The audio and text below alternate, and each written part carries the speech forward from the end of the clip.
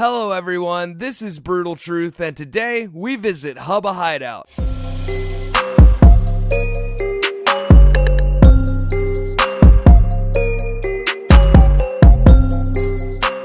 Located near Justin Herman Plaza in San Francisco, HUBBA Hideout was nothing more than a pedestrian walkway until it was discovered by skateboarders in the 1980s. It's a long pathway with two sets of stairs and matching ledges on either side stretching down its entirety, with a small blocked off sitting area at the end. Prior to HUBBA Hideout being recognized as a place to skate, this sitting area was used as a routine gathering place for the homeless and drug users. They would be the ones to dub it with the name HUBBA Hideout due to the fact that it was a rarely used path and somewhat tucked away out of sight, providing an excellent location for illegal activities. It was called HUBBA Hideout way before it was even skated. It was called HUBBA Hideout for like probably years, you know. Like once in a while, like homeless people would kick you out because they'd be sleeping at the bottom. Like, you're not skating today. We're having a barbecue here or something. The irony to all of this is that despite what was already happening here, the police would never get involved until skateboarding arrived on the scene. It's amazing how catching some kids on their skateboards is more important than stopping drug deals or vagrants from harassing innocent citizens. But anyways, a commonly overlooked fact about the spot is the drop on either side of it. Another thing that if you've never been there that you don't know is the huge drop on the other side. That's what made it even sketchier doing lines from the top too, because that first ledge that goes down then goes flat, when you get onto that, if you mess up and fall over the other side, I mean, you're going over like a 40-foot drop and probably gonna die. But this would not stop skaters from finding ways to skate this prime location. I've seen some crazy nuts manualing down that thing, like over the street and stuff. Using it as a jump ramp up top.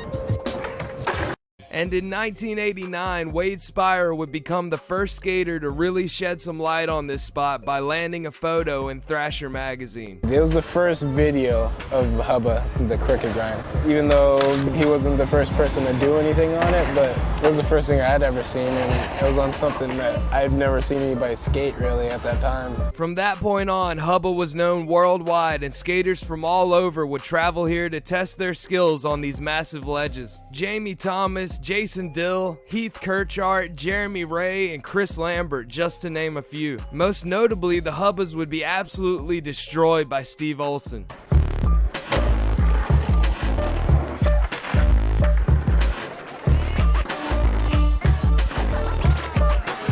Fred Gall would 5-0 it for the Thrasher cover. Pat Duffy would kickflip nose slide it. Josh Kalis would throw the infamous switch backside tail slide down it. Switch backside tail slide. SFBST. And the crowning jewel of them all being Eric Costin's backside nose blunt for the cover of Trans World in 1998. I remember just hearing about it and just going, I don't know, that was the one trick that no one had ever done, and it looked like one of the hardest ones to do. I thank Eric for just that one last, just brilliance on HUBBAs. It was just amazing. I just started by posing it, and it somehow like started to feel good. And then once it felt like I could potentially make it, I was just trying my fastest, I think, to do it and get it over with and just get out of there.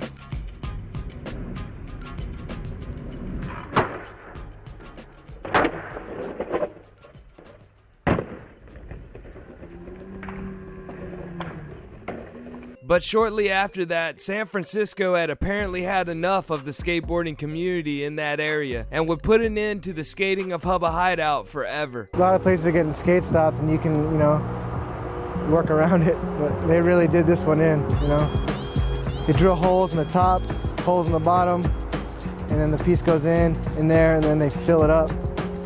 So you'd have to either cut it off and then slice the bolt off, but I don't think it would work. Then again, in 2011, another attack would begin on HUBBA Hideout, and this time, nothing would remain. This is the location of HUBBA Hideout. It is no longer here, just to clear up all the rumors if it was destroyed, and it is.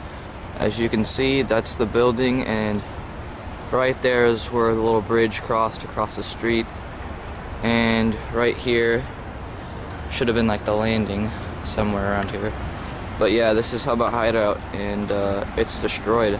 leaving behind only memories of what this once world-famous spot used to be. Hubba Hideout, to my generation, it was our upland, it was our pipeline.